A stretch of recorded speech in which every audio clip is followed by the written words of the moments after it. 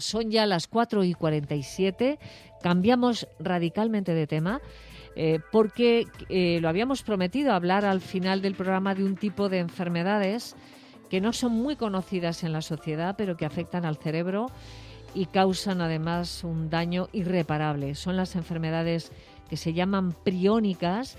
Alejandro González nos va a dar más datos. ¿De qué estamos hablando, Alejandro? Buenas ¿Qué tal, tardes. Nieves? Buenas tardes. Hoy queremos hablar de estas enfermedades neurodegenerativas en el marco del Día Mundial de Creutzfeldt-Jakob, la más conocida de las priónicas, que se celebra este 12 de noviembre. También, ojo, hay que dar a conocer que el próximo día 20 de este mes va a tener lugar en Madrid la quinta reunión anual entre familiares y profesionales de enfermedades priónicas. Este tipo de patologías están causadas por una proteína que al plegarse se convierte en prión y progresivamente lo que hace es ir destruyendo las neuronas del cerebro. Son síndromes que actúan muy rápido, irreversiblemente mortales y muy complicados de diagnosticar. En nuestro país se diagnostican unos 100 casos aproximadamente al año, que vendría a suponer una afectación total de una persona de cada millón de habitantes en el mundo. Son enfermedades cercanas al Parkinson o el Alzheimer, y ello lo que está conllevando es que cada vez se esté invirtiendo más en investigación. Para hablar de ello, hoy tenemos a un médico como es el doctor Joaquín Castilla, que preside la Fundación Española de Enfermedades Priónicas. Pues doctor Castilla, muy buenas tardes. Hola, muy buenas tardes. Bueno, lo que quisiera saber es qué provoca, podemos saber qué provoca esta enfermedad, porque hace muchos años se habló de ella, ¿verdad, doctor?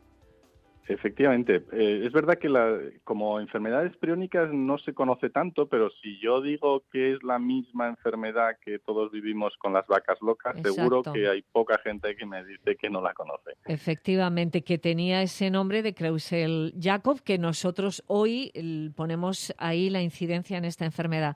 ¿Qué es lo que causa este deterioro del cerebro?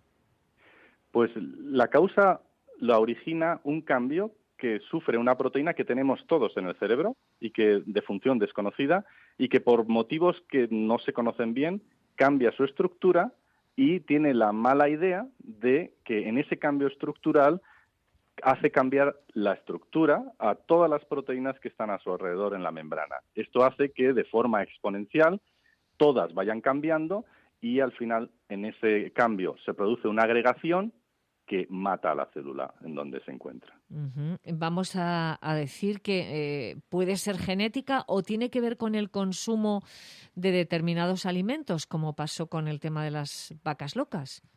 Hay tres orígenes que hacen que esto que les he comentado ocurra. Uno, adquirido como el consumo de una vaca loca que tenía esta proteína infecciosa, que al entrar al organismo actuaba como he comentado. Empieza a malplegar o a cambiar la estructura de las proteínas que tenemos y empieza todo el proceso. Esa es la primera forma, pero que ya prácticamente ha desaparecido o está prácticamente desaparecida. La segunda es genética.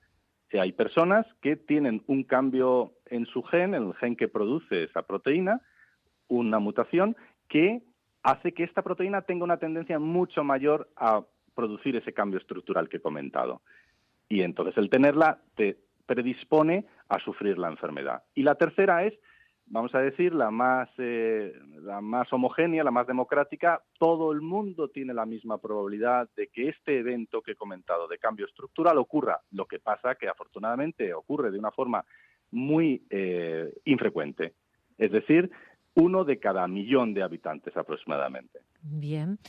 Doctor Castilla, como cada vez sabemos más de estas enfermedades que realmente tienen una naturaleza menos conocida que otras, sí que quisiera saber cómo da la cara, con problemas de movilidad de un día para otro, con problemas de olvidos, problemas cerebrales. Doctor, ¿qué nos puede decir?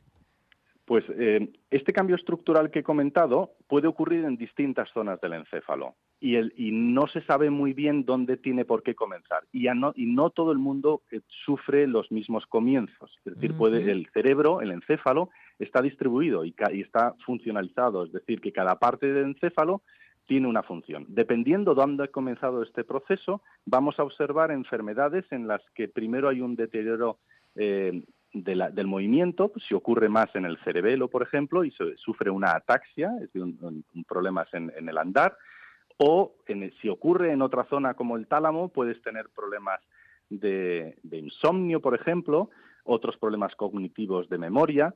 Es muy variada. Es muy variable el tipo de clínica y eso hace que su diagnóstico todavía sea más complicado. Claro, pero doctor Castilla, estamos hablando de una enfermedad gravísima, estamos hablando de una enfermedad que es letal, ¿no? Absolutamente. No se puede, desgraciadamente, parar una vez que ha comenzado. O sea, no hay nada, ningún fármaco, ningún tratamiento, nada absolutamente. Absolutamente nada. Caray, madre. Qué terrible, qué terrible. Y Es además, terrible, es terrible. Y cuando hablas con las familias y se encuentran en esta situación, pues es terrible. Yo sueño porque algún día pueda decir que tenemos algo, aunque sea que retrase la enfermedad. claro, porque imagino que decir, ¿no, doctor? A alguien tiene usted la enfermedad de Creutzfeldt-Jakob. La siguiente pregunta es, bueno, ¿y qué tratamiento tengo, no? Me imagino cuando a uno le diagnostican esto. Y claro, tiene que ser terrible para usted y para cualquier médico el decir, no, es que no lo tiene. Es que es así, ¿no? Efectivamente, lo único que sabemos que hay detrás muchas investigaciones, quizás no tantas como las que nos gustaría, pero hay investigaciones que arrojan algún tipo de luz y creemos que de aquí a un tiempo, espero no muy largo, podamos tener algo al menos que retrase. Bueno, esto sería fantástico, doctor. ¿Se está investigando en España o fuera de España? En España se está investigando, hay varios grupos de investigación a distintos niveles, entre los que se encuentra el mío, que se encuentra en el CIC Biogun en el norte de España, en Bilbao, y allí tenemos un grupo de unas 10 personas que trabajamos intentando entender la enfermedad y desarrollando nuevas terapias. Luego hay otras zonas también en Galicia con el doctor Jesús Requena o más centrado en animales como el doctor Juan María Torres en Madrid también. Y luego hay otras investigaciones clínicas también muy interesantes en distintas zonas de España. Es decir, vamos a decir que sí, que se investiga, no al nivel que en otros países quizá, pero se investiga.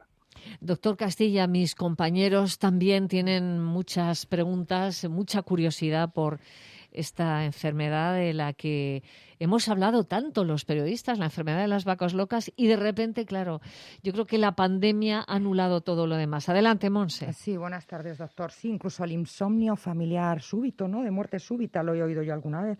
Bueno, yo le quería preguntar que si es tan rápido y tan precoz la muerte, por desgracia, es decir, si es irreversible la enfermedad, el diagnóstico rápido entiendo que tiene que ir con atacar de forma eficiente siempre que la ciencia avance en este aspecto, ¿no? Y para eso mi pregunta ya directa, doctor, es, ¿en España las instituciones están realmente ayudándoles económicamente para desarrollar terapias de un futuro diagnóstico?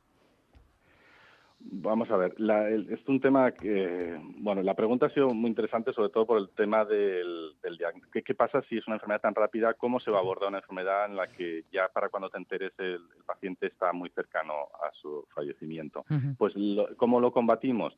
Mejorando el diagnóstico, mejorando pero mucho el diagnóstico, llegando a niveles de que casi a la mínima que tenga el paciente se pueda detectar y saber qué es esta enfermedad, porque tendremos mucho más margen de maniobra.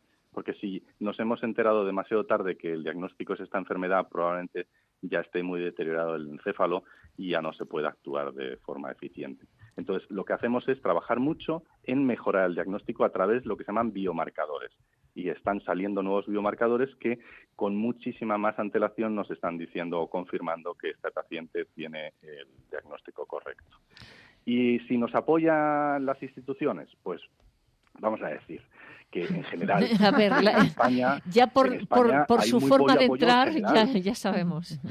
Claro, hay poco apoyo en general en la ciencia en España. Uh-huh. Es decir, no, esos son los números, cantan, es decir, pero es la realidad. Entonces, estas enfermedades todavía tienen un extra de dificultad, porque son enfermedades neurodegenerativas raras. Es decir, la neurodegenerativa común está muy apoyada y me parece perfecto. Alzheimer, Parkinson, esclerosis lateral amiotrófica es una cosa intermedia, pero estas enfermedades neurodegenerativas afectan a muy pocas personas y es mucho más difícil conseguir financiación. Claro. Porque es normal, si te plantean 3 proyectos, son 2 de Alzheimer y 1 de estas enfermedades, lo normal es que se lo den a los 2 de Alzheimer. Entendido. Doctor Castilla, tenemos 2 minutos. Pregunta Aitor. Adelante.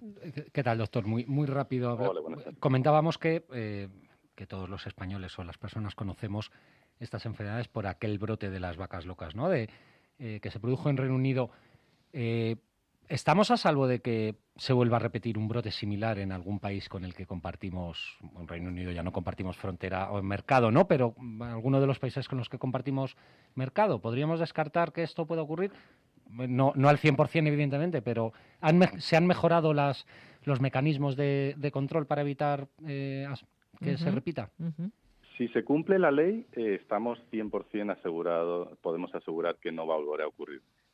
La ley ha puesto unos mecanismos de seguridad muy importantes por los que antes fue posible este tipo de brotes y ahora sería imposible. Es decir, hay una serie de causas muy claras por las que llegamos a esta situación. Ya solo con que hayan prohibido el consumo de animales, de carne, por ejemplo, de vaca a las vacas, eso ya es un avance muy importante. Y cuando digo vaca a vaca, implica otro tipo de rumiantes, etc. Hay una serie de prohibiciones ahora que, si se cumplen, estamos a salvo completamente. Lo que no estamos 100% a salvo, ya por afinar un poco, es porque, al igual que ocurre con los humanos, que 1 de cada millón de personas van a sufrir esta enfermedad, también hay aproximadamente entre 3 y 5 vacas por cada millón de vacas que van a sufrir esta enfermedad de forma espontánea.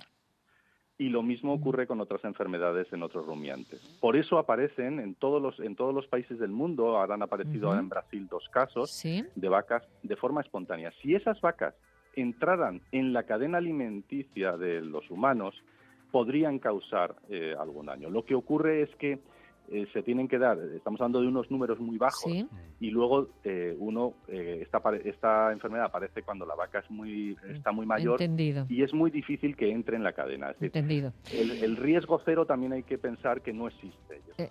Exactamente. Pues doctor Joaquín Castilla, presidente de la Fundación Española de Enfermedades Priónicas, gracias por hacernos inteligible algo tan poco común. Gracias.